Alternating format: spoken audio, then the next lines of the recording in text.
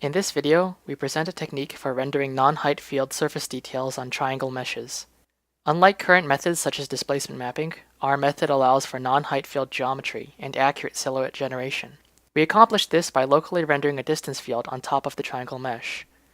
Much like texture mapping, with our method an artist can design geometry on a plane, which can then be mapped onto the surface of a mesh using the familiar UV texture coordinates. Distance fields offer an effective way to render implicit shapes via Raymarching. A distance field is a function that returns the distance from any 3D point to the closest surface in the scene.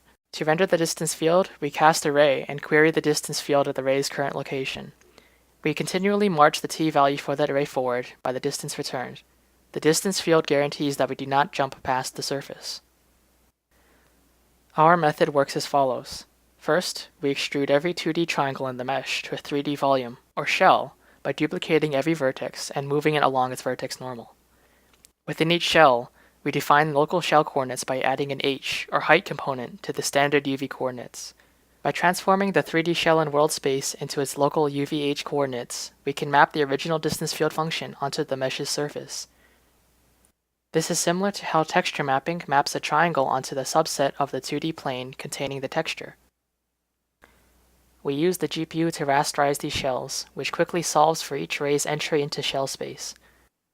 After transforming into shell space, we continue each ray's path through the distance field. Here we can see another distance field. Applied onto a teapot. Because we are working with distance fields, it is easy to perturb them with time. In this scene, no vertex world space coordinates are changing. All movement is calculated on the fragment shader.